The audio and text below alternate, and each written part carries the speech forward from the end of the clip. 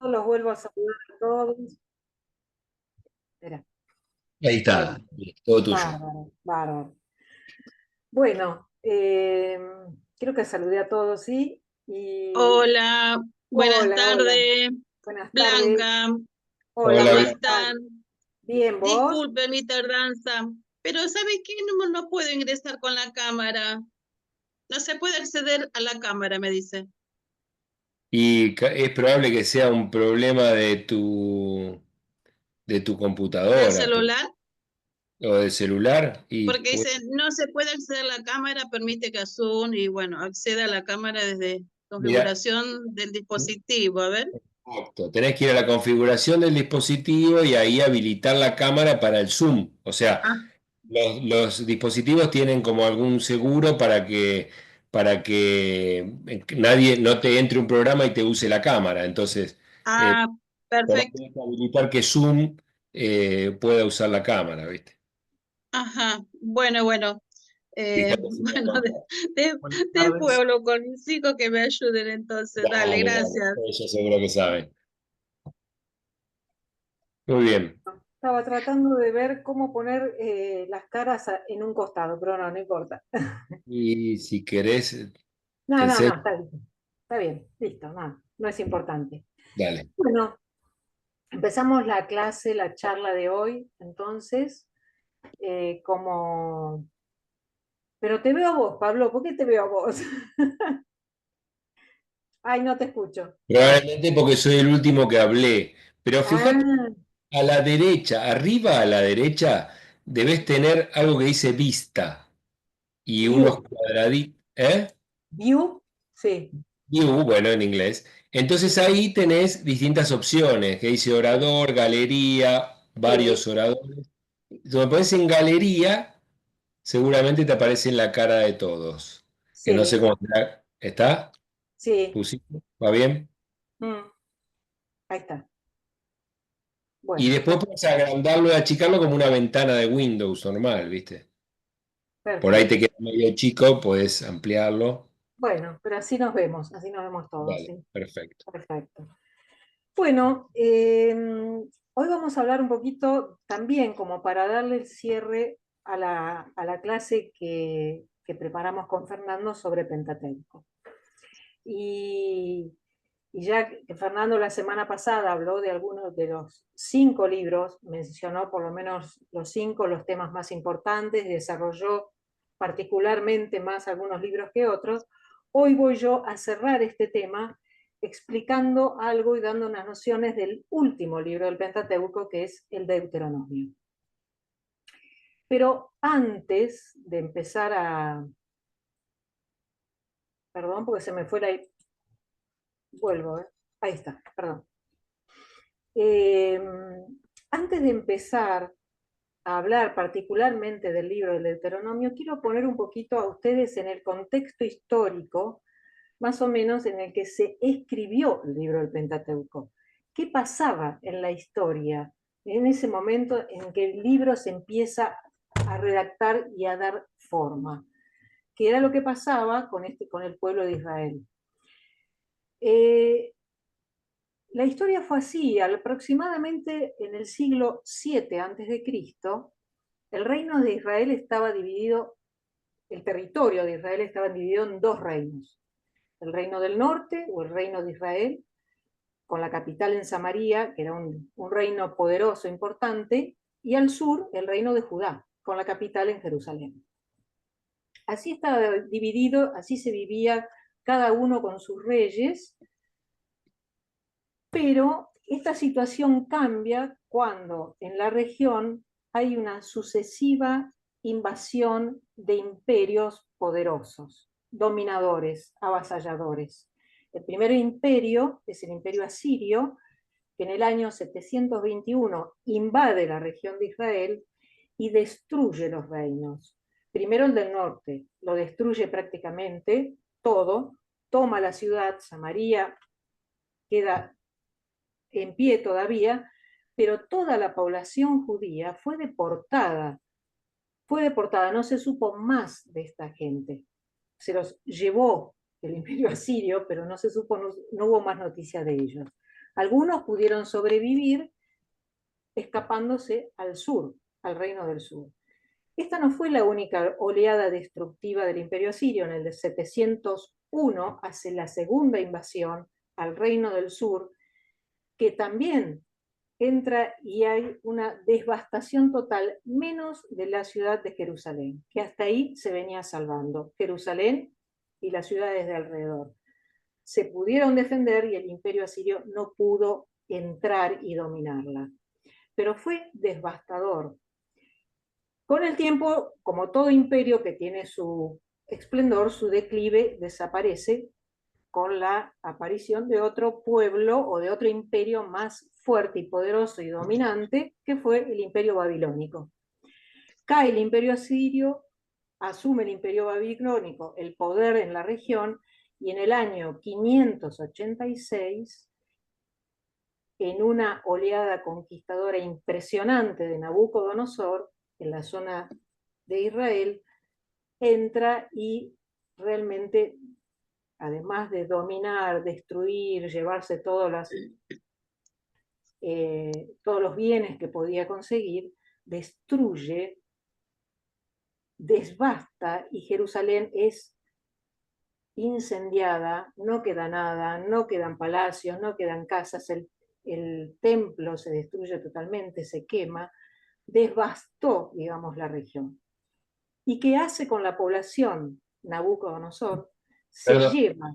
Adri, la semana pasada no me acuerdo quién había preguntado sobre cuáles eran los imperios con los que peleaban y los grupos con los que peleaban antes. Esto para completar Claro. lo que se dijo la semana Ah, pasada. bueno, después lo completamos más. Ahora lo hago rápido como para... bueno, entonces Nabucodonosor, ¿qué hace con la población? Que es casi lo único que queda en pie. Se lleva la mejor cantidad de gente, la gente más joven, la gente productiva, los intelectuales, los sacerdotes, las mujeres jóvenes, los hombres jóvenes, los artesanos. Todo el grupo de gente que podía servir para el imperio babilónico se lo lleva al destierro, al exilio, a Babilonia. Lo que queda en la zona de Israel, de Jerusalén, es la gente mayor, la gente pobre, la que no tiene recursos, los que están enfermos. Y así fue lo que nosotros conocemos como el exilio, decimos, del pueblo de Israel en Babilonia.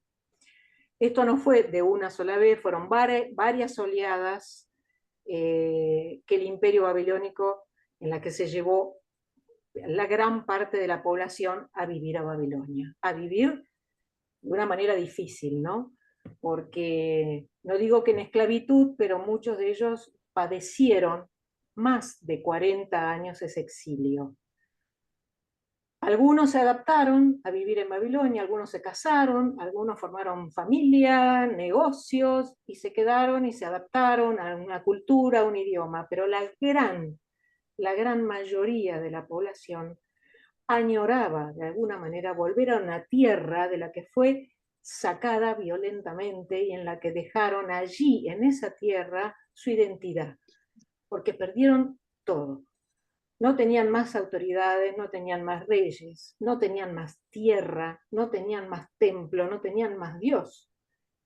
Babilonia era una cultura totalmente distinta. Este pueblo añoró durante una generación entera volver a la tierra. Y quiero mostrarle a ustedes artísticamente una canción, es una parte de la ópera Nabucco, que se llama Va Pensiero, seguramente la han escuchado, que quiere decir el pensamiento está allá, ¿no? Está en la tierra de Israel, en Sión. Es, es un canto, es un coro, donde se manifiesta la nostalgia que tiene y el deseo de los judíos por regresar a su tierra, que era Israel, que había sido destruida. ¿Lo podemos escuchar, Pablo?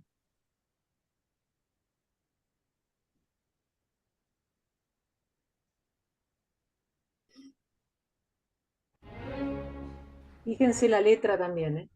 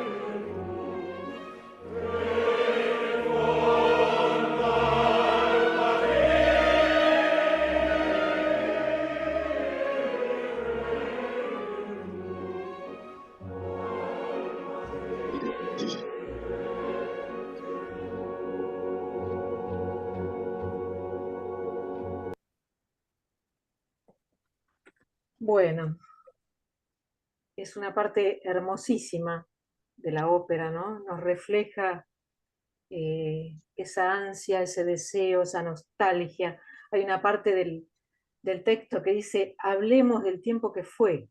Están pidiendo, ¿no? Volver a eso. Y en un momento le dicen en esta ópera, en esta parte de la ópera, Señor, que nos infunda el valor a nuestro sufrimiento, ¿no? La esperanza de volver a esa tierra prometida. Y la historia y el Señor, porque la historia del pueblo de Israel está marcada por la presencia de Dios, en los momentos más difíciles, Dios nunca abandona al pueblo, y en ese momento entonces, el poco tiempo de pasado, digamos, los 45, 46 años, el imperio babilónico termina cuando asume como potencia poderosa el imperio persa. El imperio persa reemplaza, descarta, saca del lugar al imperio babilónico, y Ciro, que es el emperador más importante, en el 557 conquista la zona de Israel. El imperio persa fue un imperio totalmente diferente, respetó las culturas de las tierras conquistadas. Y entonces, en el año 538, dicta un decreto que les permite a los judíos volver a su tierra. El Dios no los abandonó y vuelven a la tierra. Y vuelven después de 45, casi 50 años, a un lugar que añoraban, pero no era un lugar en el que estaban esperándolos con los brazos abiertos, porque después de una generación, esas tierras ya no eran las mismas que ellos habían dejado, y la gente que estaba ahí ya no era la misma tampoco, y ahí vino un gran problema, porque ahora ya están nuevamente en su tierra los que volvieron del exilio, que reclamaban su lugar, porque fueron desalojados injustamente, esa tierra era de ellos, y ellos eran judíos de nacimiento y nos corresponde ese lugar. Pero los que se quedaron y vivieron 40 años decían que esa tierra no les pertenecía a ellos, que se habían ido, no se habían ido, los habían ido, pero ahora estaban ellos con sus hijos, sus descendencias, las mezclas de pueblo. Fue un problema volver, porque había que definir un pueblo nuevo. En realidad, eran judíos los dos, las tierras les pertenecían a los dos, pero tenían que empezar de vuelta. Ya no tenían más, digamos, ni el templo, ni la monarquía, están nada más recuperando la tierra. Ahora tienen que empezar a definir quiénes son los verdaderos judíos. Los que vinimos, los que nos quedamos, o todos juntos. Y es en este momento en que empieza a tomar forma definitiva los 5 libros del Pentateuco. Así se escriben, ante esta situación histórica.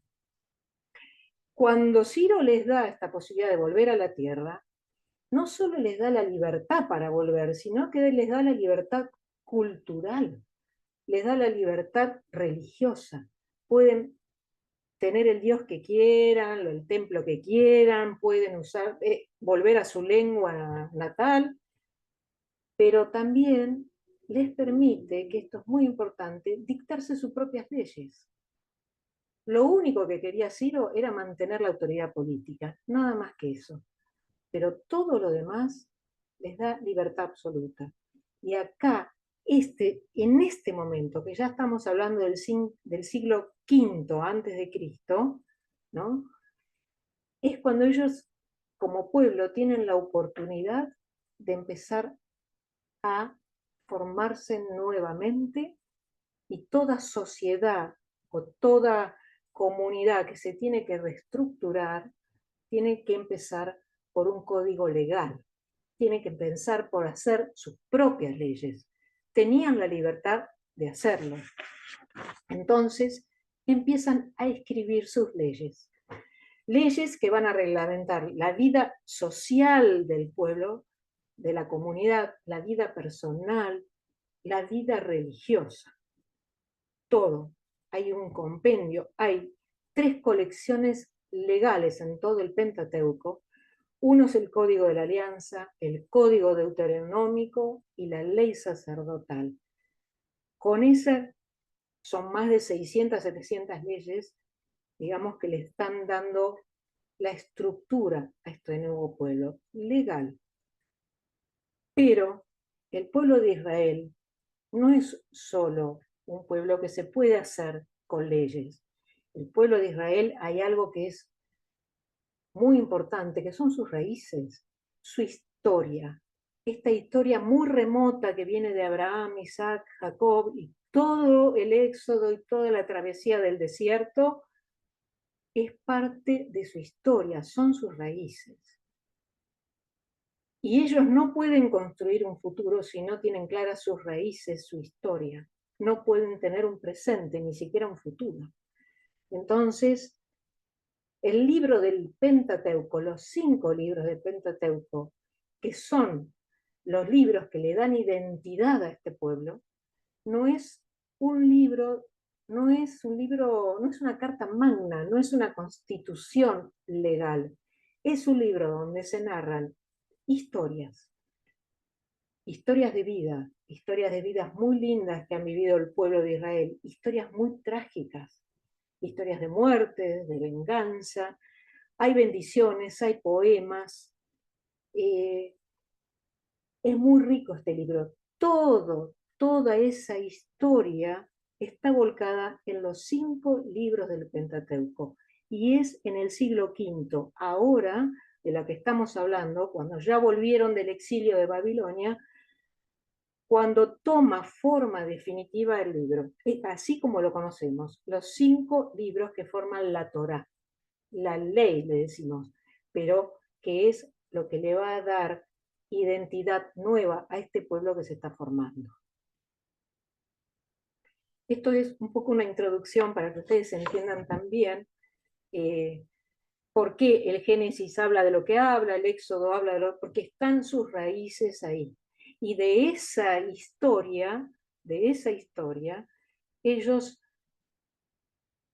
se van a nutrir, se van a formar como nuevo pueblo. Muchas veces los libros históricos, los textos bíblicos, hablan más del momento que está viviendo el que lo escribe o los que lo escriben, son muchas veces, que la historia que está narrando.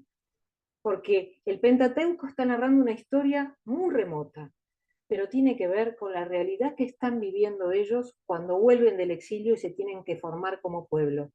Porque los antepasados también se tuvieron que formar como pueblo cuando salieron de la esclavitud de Egipto, cuando Dios los sacó de la esclavitud y pasaron todo lo que pasaron y Dios les dio las leyes a través del desierto, se formaron como pueblo. La situación es la misma ahora.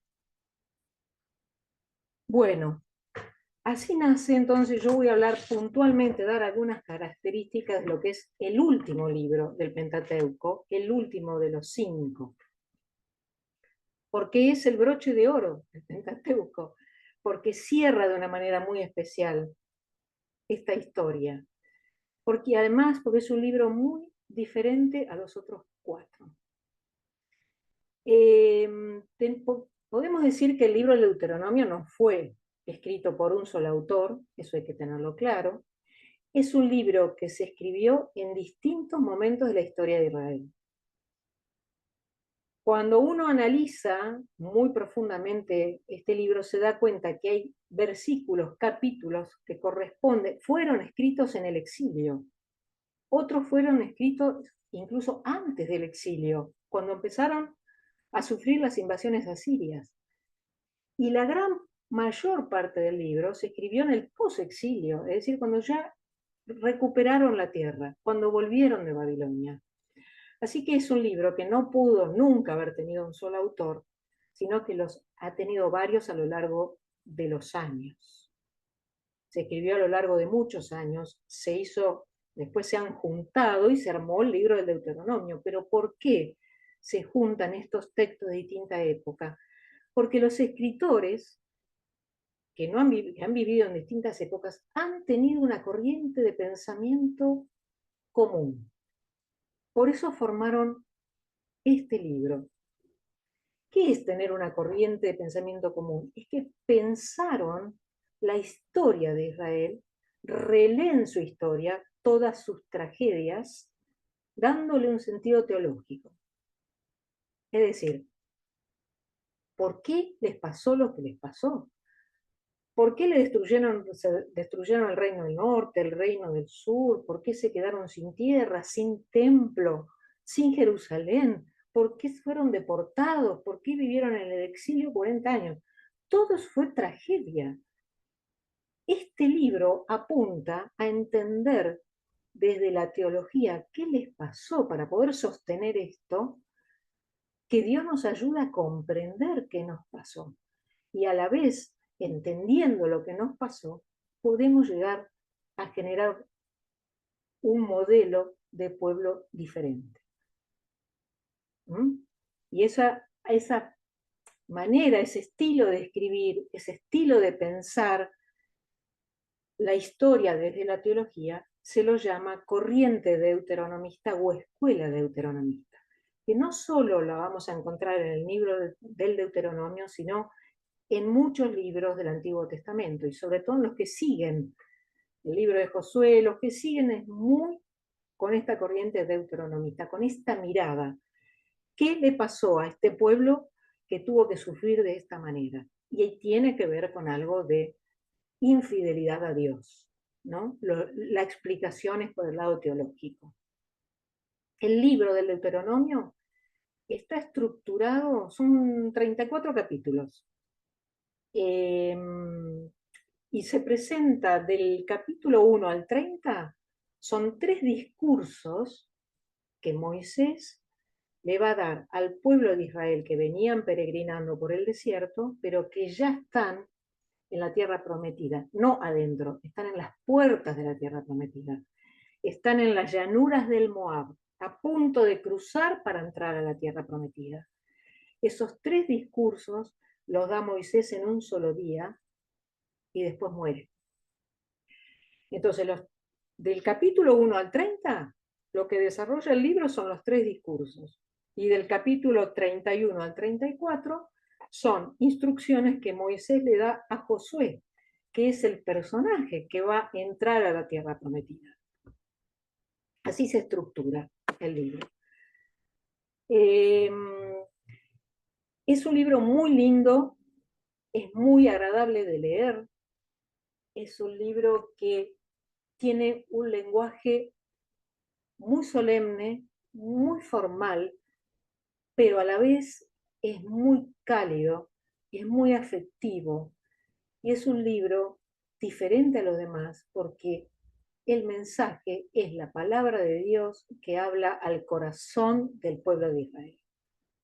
Acá hay que cambiar, ¿no? No nos olvidemos que vuelven del exilio, que no hay unidad en este pueblo y hay que hablar al corazón.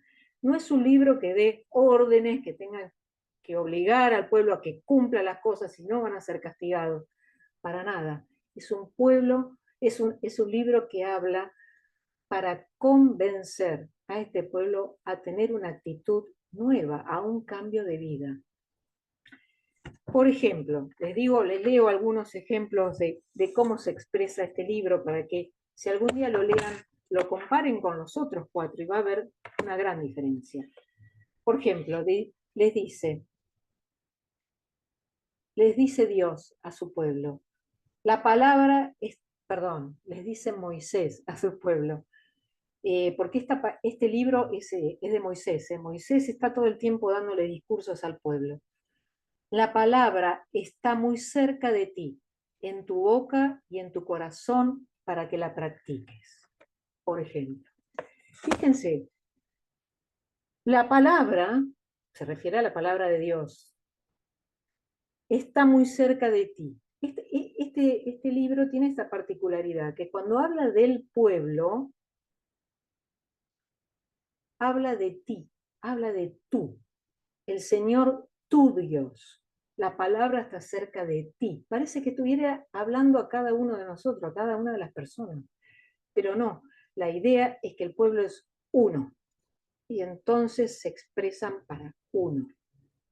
Y en general en este libro, estos son recursos literarios, pero cuando el mensaje quiere llegar a cada una de las personas para que reflexionen, ahí le hablan de ustedes. Ustedes, pueblo, escuchen, no olviden, cumplan, consejos que da, ¿no? Pero tiene esta particularidad.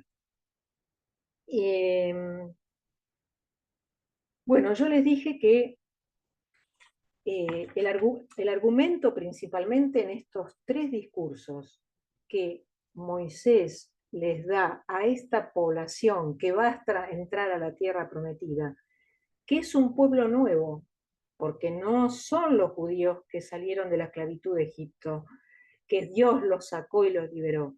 Esos murieron en el desierto, pasaron 40 años. Relacionen con lo que yo estaba contando, ¿eh? Pasaron más de 40 años en Babilonia. Acá hay una historia muy parecida. Estos que se están rearmando y están escribiendo estos libros, estamos mirando a nuestros antepasados que caminaron igual que nosotros, hicieron el mismo camino y pasaron por las mismas circunstancias. Entonces ahora ya el pueblo llegó, el que llegó no es el mismo que salió. Y Moisés lo que tiene es que estar entonces enseñando a este pueblo cómo vivir, porque de eso se trata el argumento, los exhorta, la palabra es esa, porque el género literario de este libro es exhortativo, ¿no? Los exhorta a vivir conforme a la ley de Dios. Esa es la manera de vivir de este pueblo en la tierra que van a recibir. Este es el mensaje que está dando esta corriente deuteronomista a este pueblo que se está formando después del exilio. Van a vivir en la tierra y van a subsistir como pueblo en la medida que respeten y cumplan la ley de Dios. Por eso, además, viviendo y cumpliendo la ley de Dios, van a ser un pueblo unido, un pueblo feliz, un pueblo próspero en esta nueva tierra.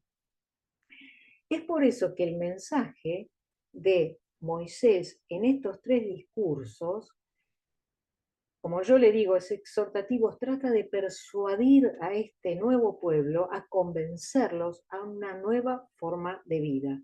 Y los verbos que más se van a usar en este libro es guarden, es decir, cumplan los mandamientos, no olviden su historia para poder armarse como nuevo pueblo, no se pueden olvidar de su historia pasada para poder construir su futuro, su presente y su futuro. No olviden quiénes fueron, no olviden que fueron esclavos, no olviden que sufrieron en el desierto, no olviden que desobedecieron a Dios, fueron infieles a Dios y murieron por eso. Entonces, no olviden, pero hay un verbo que se repite más de 60 veces en este libro que es escuchen. Escuchen, Shema Israel, escucha, pueblo, ¿qué? La palabra de Dios. Eso es lo que les pide Moisés. Es la única manera de sobrevivir como pueblo, siendo fieles a la palabra de Dios.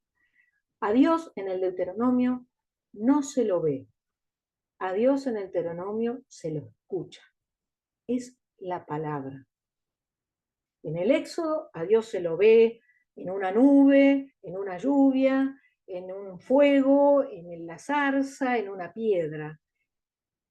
En el Deuteronomio no hay imagen de Dios. A Dios nada más se lo escucha.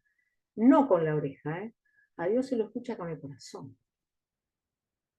Es ahí donde pega la palabra de Dios. Y hago un paréntesis.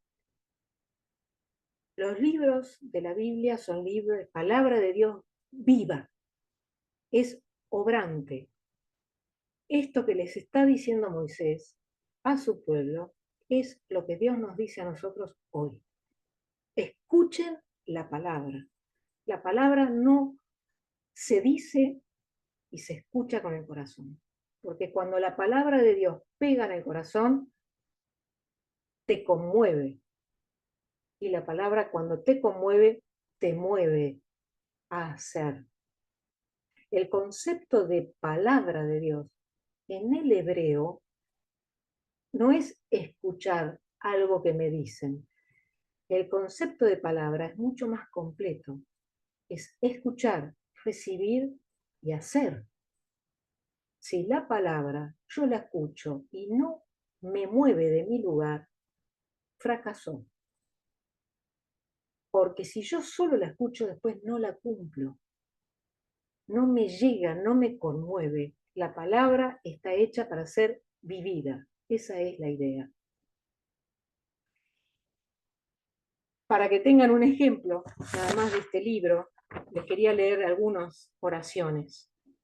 Moisés les dice, buscarán al Señor seguramente, le dice al pueblo que está por entrar, a este pueblo nuevo. Buscarán al Señor tu Dios y lo encontrarás si lo buscas con el corazón y con todo tu ser. Vuelvo a decir, lo dice Moisés siglo V a.C. y nos está diciendo Dios hoy a nosotros en este momento. El Señor tu Dios, es un Dios misericordioso. No es más el Dios vengativo de otros libros, es un Dios misericordioso, de amor, es un Dios que no abandonará, ni te destruirá, ni olvidará la alianza que te juró. Dios siempre va a estar. A pesar de tus infidelidades, Dios siempre te va a acompañar. Reconoce y medita en tu corazón que el Señor es el único Dios, arriba en el cielo y abajo en la tierra. Cumple las leyes y los mandatos a fin de que vivas mucho tiempo en la tierra que el Señor tu Dios te da. Y fíjense esto qué lindo, ¿no? Moisés les dice, porque el pueblo se quejaba de Dios, se quejaba porque la verdad peregrinaron 40 años, se murieron de hambre, estaban mejor cuando eran esclavos, pero por lo menos comían pan, ¿no? Se quejaban que en el desierto no había pan. Entonces Moisés les dice, sí, el Señor te humilló, te hizo pasar hambre, pero también te alimentó con el maná, para hacerte saber que el ser humano vive no solo de pan, sino de toda palabra que sale de la boca del Señor. No sé si a ustedes lo lleva un poco al Nuevo Testamento todo esto, ¿no? Acuérdense de Juan 6, versículo 34, cuando dice, yo soy el pan de vida, y el que venga a mí no tendrá hambre. Este es el mensaje también. Nosotros no nos alimentamos de la palabra de Jesús, pero en este momento era la palabra del Señor, de Yahvé, Dios. Ese es el mensaje. Hay una parte del libro que Moisés les dice, mire, pueblo, circuncídense el corazón, no el cuerpo. Si se quieren circuncidar el cuerpo también, pero lo que importa es circuncidar el corazón, cortar todo eso que te impide ver la palabra de Dios, sentir la palabra de Dios en el corazón, porque el corazón era el lugar para los hebreos de los valores, de las decisiones. Los capítulos, sí, ahora se los voy a dar. Es el capítulo 4, el capítulo 8, después le paso bien, veo que ahí en el chat pusieron qué capítulos. Yo ahora después les voy a pasar las referencias de esto que estoy dando. Por eso Moisés habla al corazón, porque de ahí salen los sentimientos, los valores y las decisiones de un pueblo.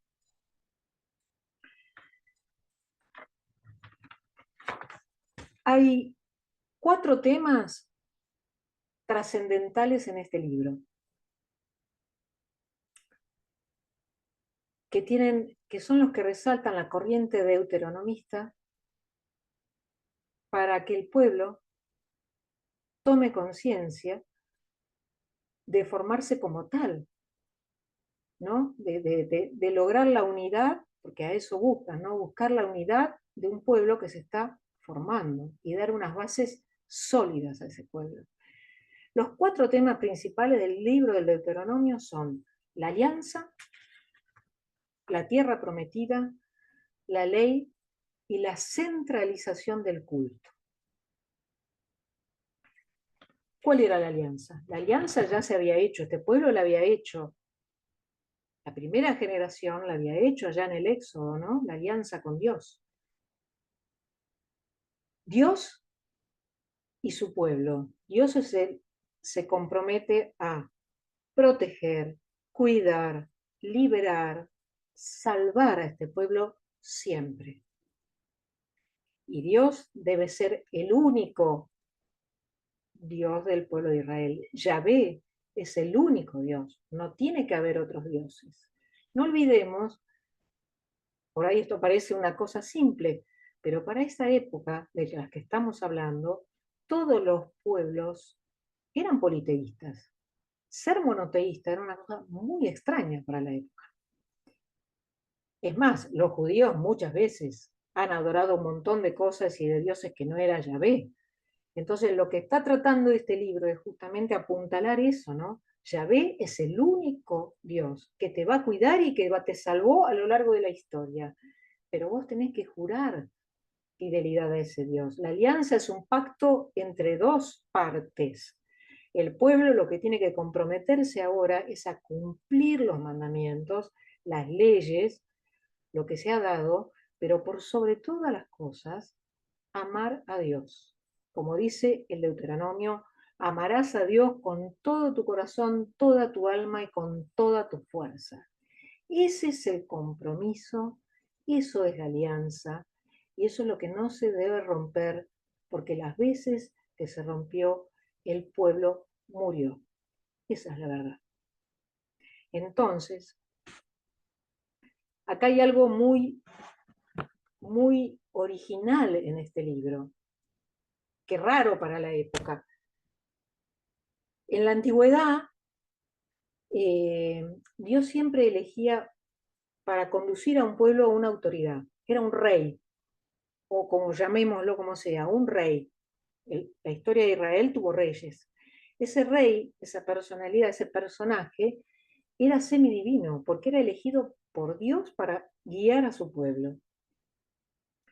Se lo ungía como un Dios, era el mediador entre el pueblo y Dios y el pueblo, y se lo veneraba como un Dios.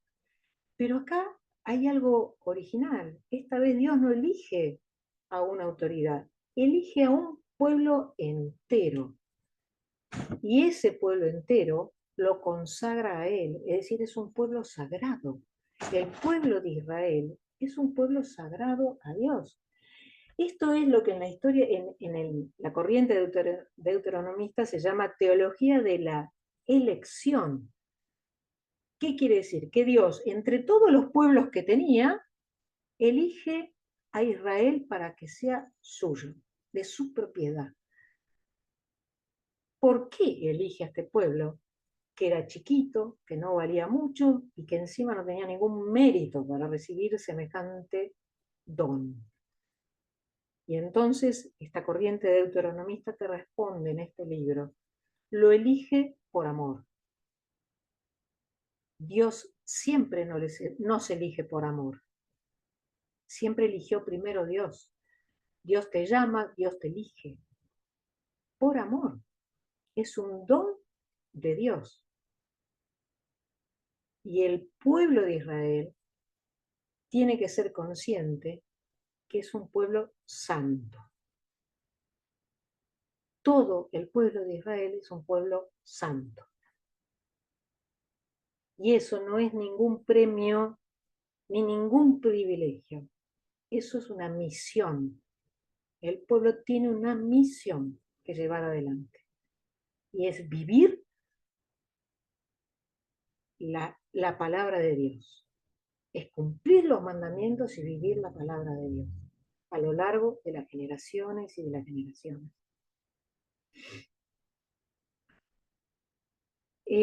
Tanto amó Dios a este pueblo que les dio una tierra. que les dio una tierra que ya se la había prometido a sus antepasados. Y esa tierra está. Es una buena tierra. Dios no le da cualquier cosa, le da una tierra que emana leche y miel. Es una buena tierra. Y está, es Canaán.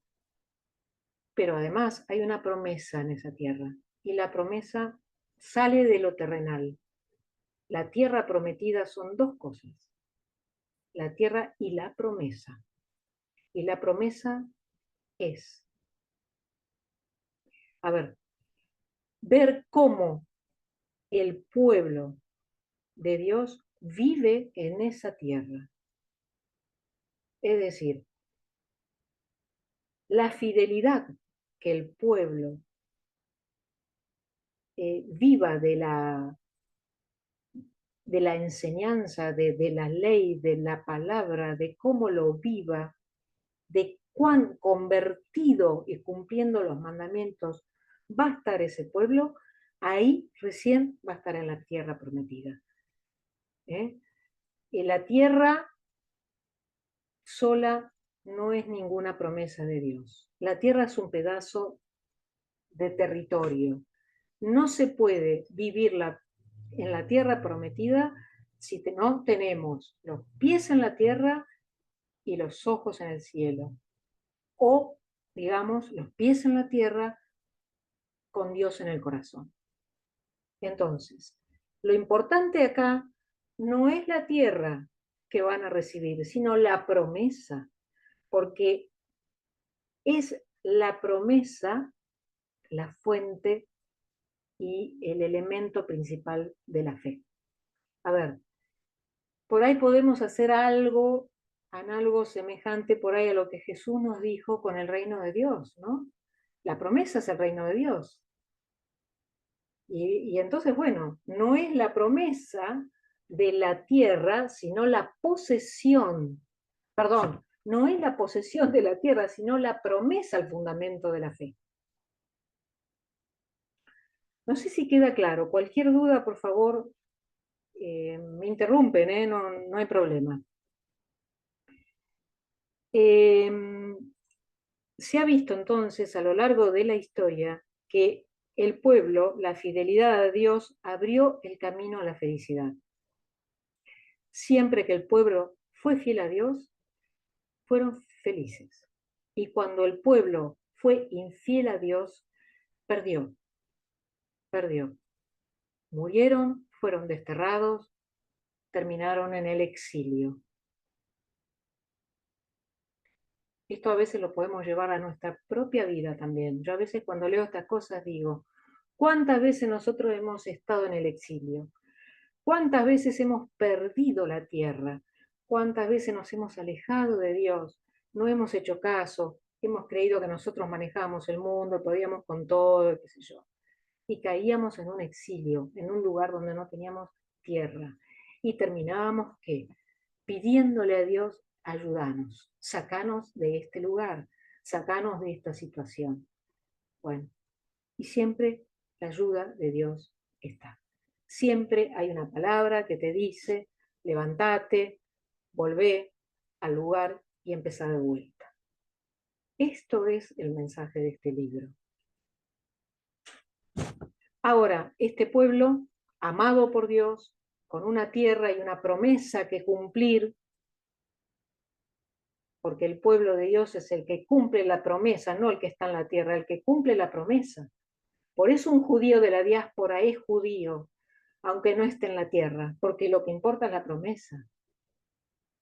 Ahora tienen una ley también. Este pueblo tiene una ley que los identifica, que la han desarrollado, que la han escrito, tienen códigos. La ley, para el pueblo judío, es la institución más importante, porque es lo que le da es identidad al pueblo. La ley no se puede no cumplir. Es decir, pueden llegar a tener un rey algún día, pueden llegar a tener otro tipo de autoridad, pero la ley es superior a ellos. El rey, la autoridad, se tienen que subordinar a esa ley que es la que reglamenta la vida de este pueblo. Del rey, de la autoridad se puede prescindir, de la ley no. Es la autoridad máxima. Por ejemplo, ¿cómo era la ley que ellos redactaron? Hay más de 600 leyes. Generalmente todas apostaban a una sociedad solidaria, igualitaria, sin pobres en la medida de lo posible. Es una ley ideal. Es la ley que también Jesús nos transmitió. El pueblo de Yahvé tenía que ser un pueblo de hermanos. Escuchemos, ¿no? Porque nos está hablando a nosotros. Ayudar al necesitado, obrar con justicia, pensar y obrar para el bien común. Había un compromiso de vida en el cumplimiento de la ley y había que hacerlo. Ellos implementaron, por ejemplo, el diezmo. Se debía distribuir cada 3 años entre los ciudadanos que no tenían tierra y entre los más necesitados. Cada 7 años había una remisión de deuda para el que estaba endeudado y que vuelva al estado anterior cuando no tenía deuda. La ley es lo que hace, entonces, que este pueblo pueda desarrollarse y crecer justo, ser un pueblo justo. Es por eso que el verbo esto de escucha Israel, escucha este mensaje, ¿no? Esto es lo que le da el sentido a todo esto, para dar una respuesta comprometida, conmovida en Dios a las situaciones. Y lo último que quiero decir como tema es la centralización del culto, porque esto también era un problema, que los deuteronomistas marcan que desunía al pueblo.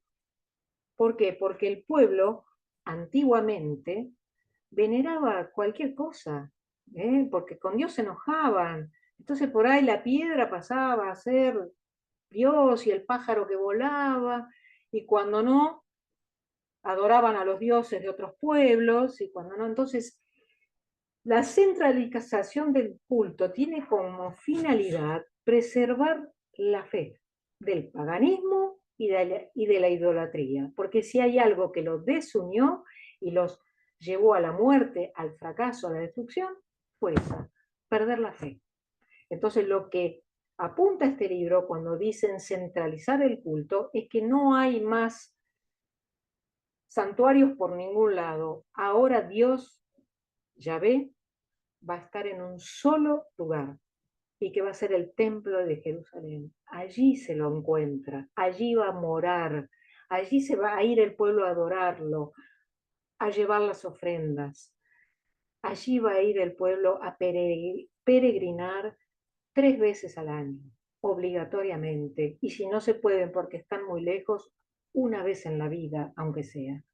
Ese es el lugar donde mora Dios. No hay otro Dios. Está ahí. Entonces, para cerrar esta clase, quiero que quede claro esto.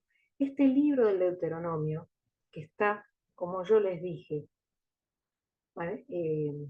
Llevado por una corriente de pensamiento, lo que está pretendiendo esta corriente de pensamiento, el mensaje que quiere dejar, es que si no son un pueblo unido, no es un pueblo que va a sobrevivir, porque la historia se los ha demostrado. Y para estar unidos como pueblo, tienen que tener un solo Dios, es decir, monoteísmo, un solo Dios, que es el Dios salvador, un solo pueblo, no hay otro pueblo más que el de Israel, una sola tierra, que es la que tienen que cumplir, una sola ley, que es la que tienen que llevar adelante, y un solo templo, al que tienen que ir a adorar a Dios.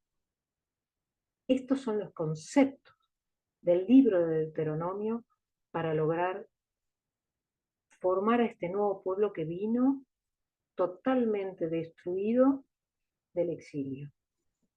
Y si este libro hace hincapié en estos temas es porque la unidad no se había logrado, no se había conseguido. Por eso recalca todo el tiempo estos 4 temas: la alianza, la promesa de la tierra, la ley y la centralización del culto. Bueno, esto es una idea que yo... Excelente, no sé excelente, Adri. si quedó, bueno, gracias, no sé si quedó alguna duda, queremos comentar algo. Yo hice referencia a algunas oraciones que saqué de algunos versículos. Es lindo que el libro lo lean porque va a llegar mucho al corazón. Yo siempre les digo, si yo tuviera, esto lo digo siempre, ya me lo han oído, pero si yo tengo que pintar cada libro de la Biblia, le pongo un color distinto. Pero al Deuteronomio le pongo el mismo tono de color que el Evangelio, porque tienen mucho en común. Los pintaría de colores, un verde claro, un verde oscuro, por ejemplo. Están dentro de la misma gama. Y es más, el Evangelio creo que es el libro al que más referencias hace, porque hay una mirada, y hay una mirada de Dios de una manera al corazón muy fuerte. Y para cerrar la clase, además, esta clase que hemos armado con Fernando de Pentateuco, yo quisiera que compartamos una oración final. Seguramente la conoce. Esta oración es una bendición, en realidad, que Dios le da al pueblo de Israel. Es una bendición que Dios nos da a todos como su pueblo. Está en el libro de los Números, en el capítulo 6, versículo 24, si no me equivoco, que dice así, y me gustaría que la leyéramos entre todos, y me gustaría que ustedes se la lean a quien quieran, a sus hijos, a sus madres, a sus amigos. Ténganla porque es bellísima. Es del Pentateuco para ustedes. Dice, que el Señor te bendiga y te proteja. Que el Señor haga brillar su rostro sobre ti y te muestre su gracia. Que el Señor te descubra su rostro y te conceda la paz.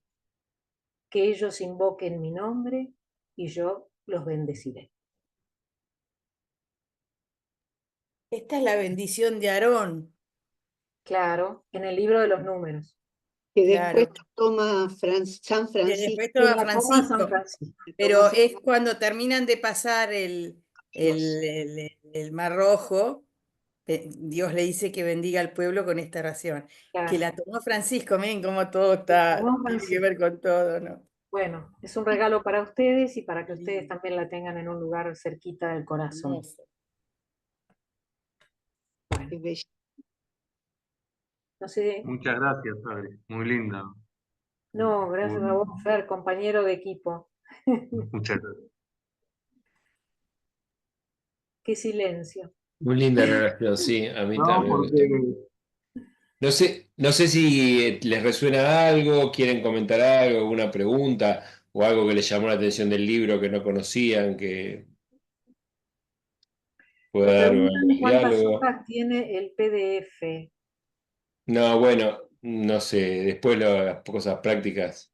No sé qué Eh, PDF. no, el PowerPoint en general, pero hoy no Yo no hay. hice PowerPoint, lamentablemente no tuve tiempo. Hola, Así una que, consulta. Viste que dijiste que el que salió con Moisés en el desierto murió en todo en el desierto. ¿Y el otro grupo de dónde salió que entró con Josué en la tierra prometida? Son generaciones nacidas así en el desierto.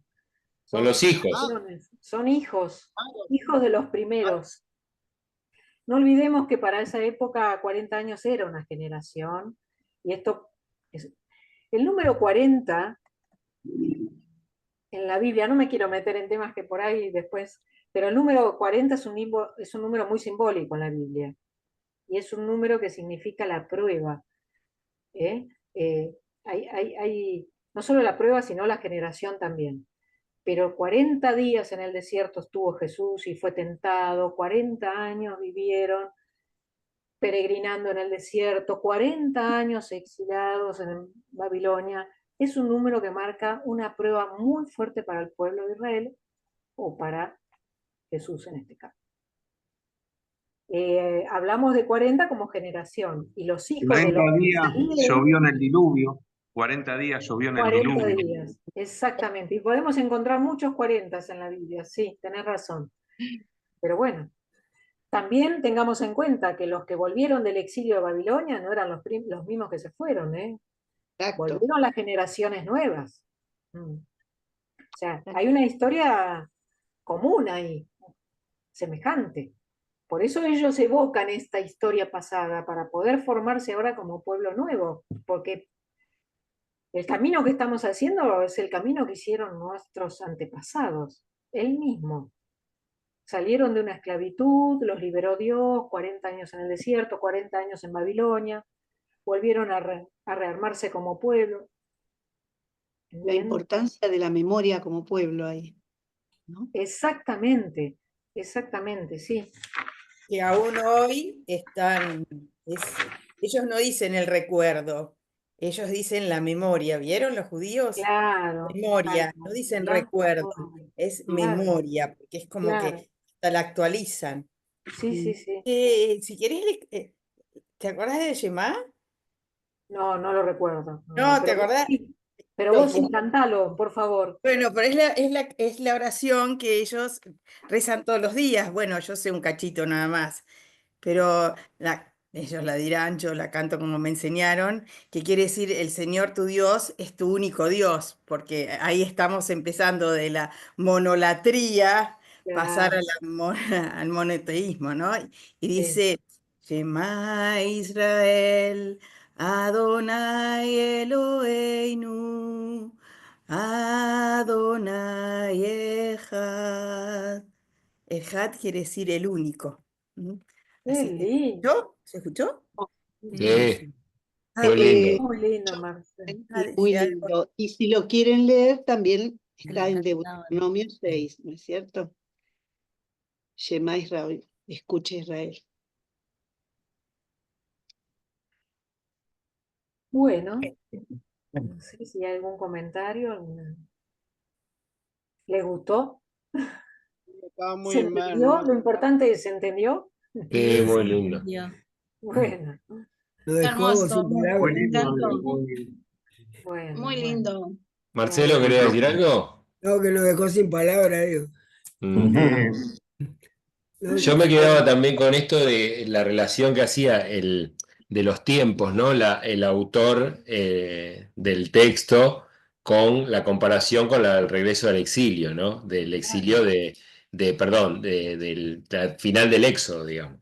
O sea, Claro, como que pone en palabras de Moisés lo que él quiere decir al volver del exilio, ¿no? O sea, está exactamente. volviendo a la tierra, pero en vez de decirlo en presente, lo dice como si lo estuviera Claro, diciendo Moisés. claro, Porque claro. es una historia que todos conocen, entonces les viene todo el simbolismo del Éxodo, les vuelve. Entonces, porque piensen que en ese momento no sabían lo que iba a pasar después. Entonces, cuando están volviendo, dicen, acordémonos que aquella vez entramos en la tierra y pudimos hacer todo lo que hicimos después. Y tuvimos nuestro reino, y tuvimos nuestro templo, y tuvimos nuestros años de bendiciones. Entonces, ahora estamos en un nuevo comienzo, ¿no? Entonces, este recurso es muy importante en la Biblia porque aparece todo el tiempo. Todo el Te tiempo. pone en palabras de un referente anterior, de un Claro. patriarca o de un Una profeta historia anterior pasada. pasado, para indicarnos que esto está volviendo a comenzar, ¿no? Es un nuevo comienzo. Hace una analogía muchas veces los autores con el pasado para darnos la esperanza a lo que viene, ¿no? Gracias, Mirta. Está bien, gracias. Es así. Sí, por eso yo hoy les decía que con todos los textos bíblicos traten siempre de tener en cuenta que lo que cuenta el texto bíblico tiene más que ver con el escritor que lo está haciendo, que lo está escribiendo, o los escritores, el momento histórico de ese escritor, que el momento histórico que está relatando en lo que está escribiendo, ¿no? El Claro, son las momento, preguntas que esa comunidad del escritor se hace claro, y las se hace, traslada a otro tiempo, pero la son las traslada a preguntas. otro tiempo.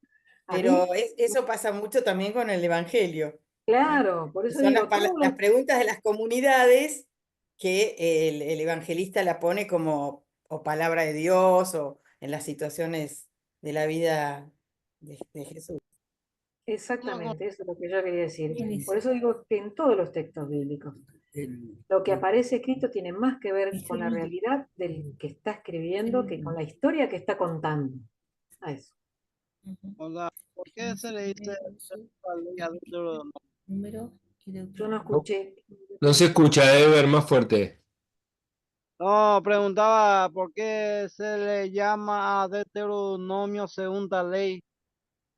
Segunda ley se le llama Deuteronomio. porque es una palabra griega, ¿no? Deutero quiere decir segundo y nomos ley. Es una segunda entrega que hace Moisés, como yo dije, en la llanura de Moab, antes de entrar a las puertas de la tierra prometida, vuelve a entregar a esta generación nueva, porque no es la misma, a esta generación nueva le entrega la misma ley anterior, que fue la ley que Dios dio en el desierto, las tablas de la ley, que ya las entregó, Dios se las dio a Moisés, Moisés se las dio al pueblo. Esto entrega lo mismo, les está enseñando lo mismo, pero con otras leyes, con más, era mucho más amplia. Era una ley renovada para un pueblo nuevo. Es una segunda entrega, no es una ley nueva, es la misma ampliada. Pero esta generación no conoció la anterior, no conoció la primera ley, la conoció de oído seguramente, pero bueno, no la vivió, no fue su periodo. Entonces ahora hay una segunda entrega. Es una entrega con unas leyes que van a apuntar, como yo les dije, a exhortar a este pueblo a vivir de alguna manera a la ley de Dios, ¿no? Por eso es segunda, no porque sea diferente, ¿eh? Es una segunda entrega en realidad, renovada y ampliada.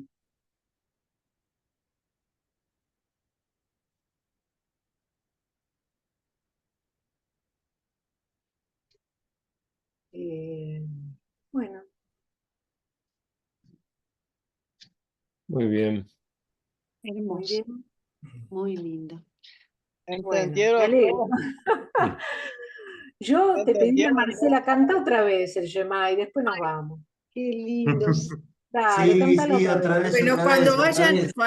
yo se los canto, pero cuando vayan a la escuela bíblica, que les van a enseñar hebreo, van a saber lo que están diciendo.